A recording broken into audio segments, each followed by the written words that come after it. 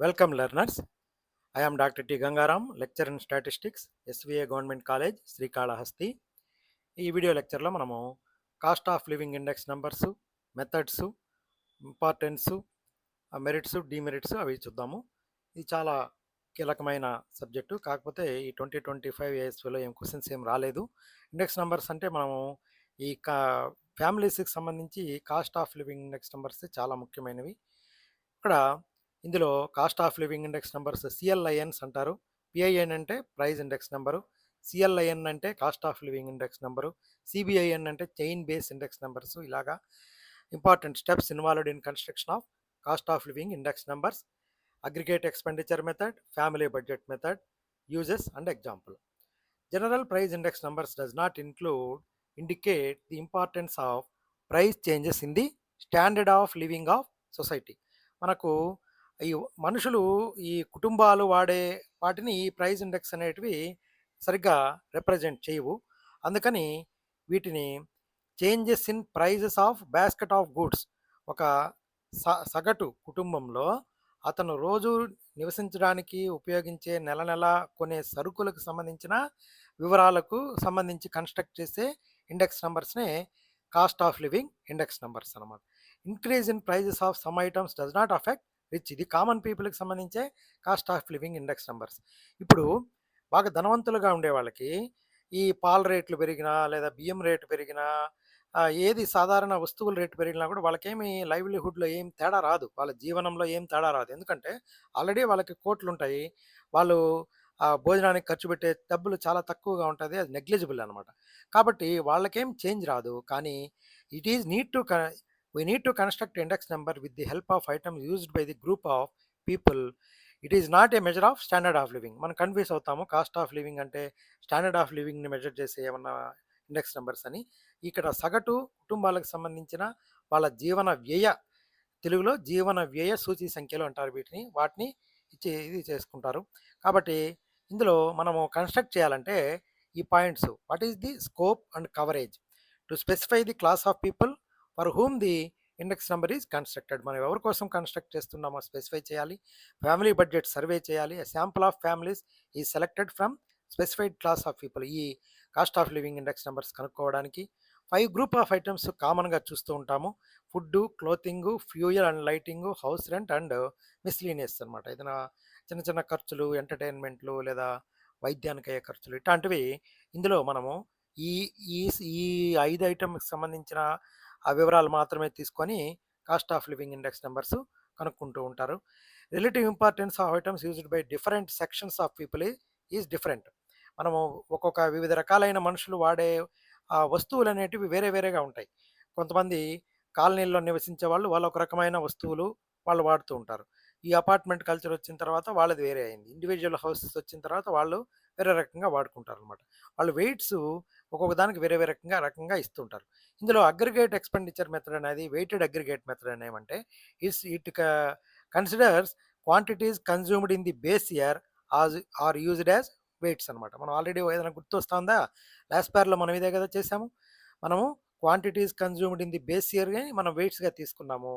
P1 Q0 summation P1 Q0 by summation P0 Q0 into 100, it is equal to total expenditure in the year divided by total expenditure in the base year. Base ఇయర్లో మనం ఖర్చు పెట్టిన మొత్తము ఆ ఒక వర్తమాన సంవత్సరం ధరలతో పోలిస్తే ఖర్చు పెట్టేది ఇంటూ 100 వేసుకుంటే వచ్చేదాన్ని cost of living index number by aggregate expenditure method అంటాడు. Nothing but similar to Laspeyres price index number. Here the weights are the total money value in the base year. ఇది total value in the base year అనమాట. Value అనేది మనం already calculate చేసాం కదా, price into quantity వేస్తే value వస్తుంది అనమాట. ఇక్కడ ఈ ఈ ఫ్యామిలీ బడ్జెట్ మెథడ్లో ఇదేమో aggregate expenditure method. Family budget మెథడ్లో మనము వెయిట్స్ తీసుకుంటాము. వెయిట్స్ అనేటివి P0 Q0గా తీసుకుంటాము. Price relative R is equal to P1 by P0 into 100. మనము కామన్గా summation P1 Q1 into P1 by P0 వేసుకుంటే ఈ P0 క్యాన్సిల్ అయిపోయి P1 Q0 divide by P0 Q0 మిగులుతుంది. ఇది same as the formula in aggregate expenditure మెథడే వస్తుంది మనకు. కాబట్టి మనం వీటిని క్యాలిక్యులేట్ చేస్తే కూడా సేమ్ రిజల్టే వస్తుంది అనమాట. ఇది మళ్ళీ మనము రిపిటేషన్ అనిపించవచ్చు. To determine purchasing power of money, to compute real wage. Real వేజ్కి ఇది ఫార్ములా చాలాసార్లు ఎగ్జామినేషన్లో వచ్చింది. Purchasing power is equal to 1 by cost of living index number. Real wage నిజ వేతనాలు కనుక్కోవాలంటే మనము money wages by cost of living index number into 100 వేస్తేనే వస్తుందన్నమాట. అతని యొక్క మనం గతంతో మనకు అప్పుడు మా కాలంలో తక్కువ జీతం ఉన్నా కూడా ఆనందంగా బతుకుతా ఉన్నాం, కడుపు నిండా తింటా ఉన్నాము, జల్సాగా ఉన్నాము అని అంటూ ఉంటారు కదా. ఇప్పుడు వాళ్ళకి తక్కువ వేజ్ అయినా కూడా వాళ్ళకి వస్తువులు అందుబాటు ధరల్లో దొరుకుతా ఉన్నాయి కాబట్టి హ్యాపీగా ఉన్నారు. ఇప్పుడు మనము రూ. 500 నోటు మార్చామంటే రోజుకి అయిపోతుంది. అంటే ఏమి, అక్కడ కాస్ట్ ఆఫ్ లివింగ్ ఎక్కువైపోయింది. కాబట్టి రియల్ వేజ్ కావాలంటే ఇదనమాట. మనం ఎగ్జాంపుల్స్‌లో అవి చూడొచ్చు. డిఫ్లేషన్ ఆఫ్ ఇండెక్స్ నంబర్స్‌లో వస్తుందది. Government and private organization used to compensate the increase of cost of living due to ధరల పెరుగుదల వలన జరిగే నష్టాన్ని భర్తీ చేయడానికి ప్రభుత్వాలు వాడుతూ ఉంటారు. అది డిఫ్లేటింగ్ చేస్తారనమాట. ఇన్‌కమ్‌ని adjusting and reducing the value which is inflated. Wage negotiations మన ధరలు ఇప్పుడు మన పీఆర్‌సీలలో మనము ఈ ఫ్యాక్టర్ అంటారనమాట.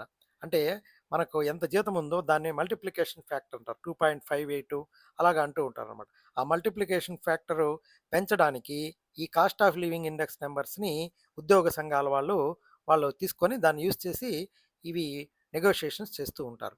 జీతం పెంచమని చెప్పి అడిగేదానికి. ఒక ఎగ్జాంపుల్ చూద్దాము. ఇక్కడ కమాడిటీస్ చూడండి. ఇవన్నీ కూడా మనము ఇంట్లో యూజ్ చేసే వస్తువులే. Rice, wheat, pulses, ghee, jaggery, sugar, oil, clothing, fuel, house rent ఇలా అనమాట. మనం ఎంత వాడతాం, రైస్ 50 కేజీలు రోజుకి ఒక 5 మంది మనుషులుంటే 50 కేజీలు అలాగా. వీట్, పల్సెస్, నెయ్యి 1 కేజీ వాడతాం. చూడండి, ఇది నెయ్యికి ఇచ్చిన వెయిట్ ఒకటే మనం ఇక్కడ. అదే రైస్‌కి 50 కేజీలు వెయిట్ ఇచ్చాం. అదే అనమాట మనం దానికి ఇచ్చే వెయిటేజ్. ఇవి 2 మల్టిప్లై చేస్తే వచ్చేదే దానికి ఇచ్చే విలువ. ఇప్పుడు రైసు 1 కేజీ రూ. 50 అనుకోండి. 50, 50 రూ. 2250 మనం రైస్‌కి ఇస్తున్నాం. అదే నెయ్యి రూ. 800 అనుకోండి. రూ. 800 నెయ్యికి ఇస్తున్నాం అనమాట. అది తేడా. అది వెయిట్ అంటే. అలాగా ప్రైసెస్ క్వాంటిటీ, ఇది బేస్ ఇయర్ 2015, ఇది కరెంట్ ఇయర్ 2020. మనము దీనికి ఇక్కడ క్యూ 1 ఇచ్చున్నారు, P0, P1 ఇచ్చున్నారు. డబ్ల్యూ కనుక్కుంటాం, P0, Q0, P1, Q0 కనుక్కుంటాం. R is equal to price relative P1/P0 into 100 W into R కనుక్కుంటాము. జస్ట్ సబ్స్టిట్యూట్ చేసామంటే అగ్రిగేట్ ఎక్స్పెండిచర్లు ఏమో మనకు 181 వచ్చింది. ఫ్యామిలీ బడ్జెట్ మెథడ్లో కూడా సేమ్ 181.67 వచ్చింది.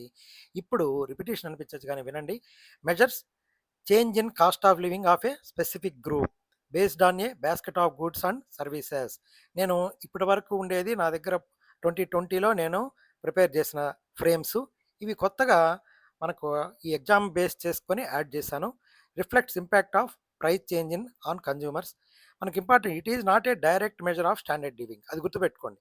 కాస్ట్ ఆఫ్ లివింగ్ అనేది స్టాండర్డ్ లివింగ్కి ఒక మెజర్ కాదు. మనము ఈ సిపిఐ, కన్జ్యూమర్ ప్రైస్ ఇండెక్స్ కన్స్ట్రక్షన్లో food, clothing, fuel and lighting, house rent, miscellaneous ఇవి 5 వాడతాం అనమాట. Weights are assigned based on the family budget. Aggregate ఎక్స్పెండిచర్లు ఏమో ఈ ఫార్ములా, ఫ్యామిలీ బడ్జెట్లు ఏమో ఈ ఫార్ములా వాడతాము. Measures inflation, helps in wage fixation, used to determine the dearness allowance to be fixed, indicates purchasing power of money. డబ్బుకుండే నిజమైన శక్తి ఎంత అనేది మన కొనుగోలు శక్తి అనమాట. అది తెలుస్తుంది.